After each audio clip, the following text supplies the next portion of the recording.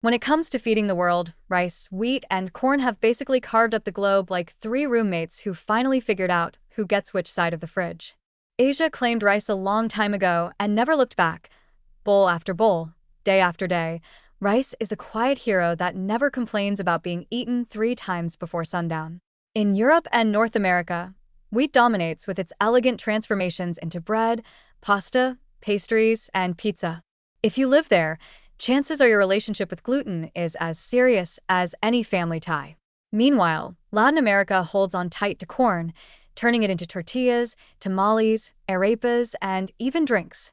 Honestly, if cereals were competing for regional championships, rice would be the undefeated champion of the East, wheat would rule the Western breadbasket, and corn would be the life of the Latin American fiesta, passing out tacos like party favors.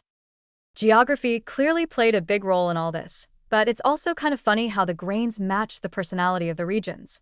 Asia's love for rice fits perfectly with its culinary philosophy of balance, subtlety, and harmony.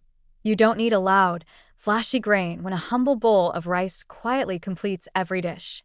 Wheat suits Europe and North America with their obsession for structure and build. Bread has to rise, pasta has to hold shape, croissants have to layer just right. It's almost architectural, which makes sense for cultures that also built cathedrals and skyscrapers. Corn in Latin America?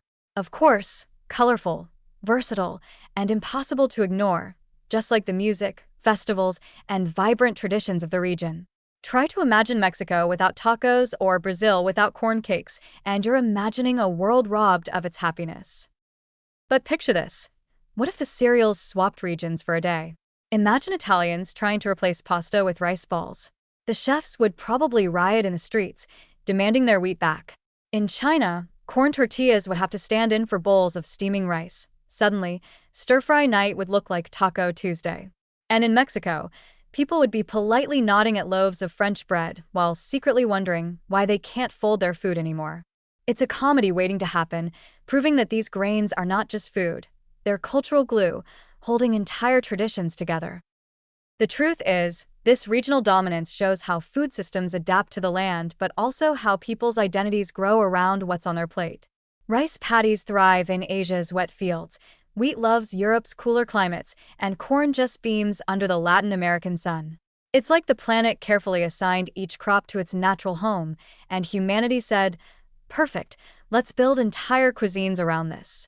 And now, thousands of years later, it's hard to tell where the grain ends and the culture begins. Rice isn't just food in Asia, it's a way of life. Wheat isn't just a crop in the West, it's practically the foundation of Western civilization. And corn isn't just a staple in Latin America, it's folklore, tradition, and comfort all rolled into a tortilla.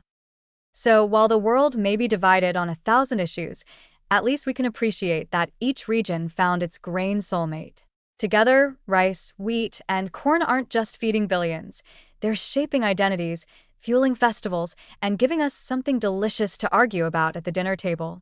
And maybe, just maybe, that's the funniest and most heartwarming part, 3 little cereals deciding who gets which corner of the planet, and somehow, everyone's happy enough to keep eating.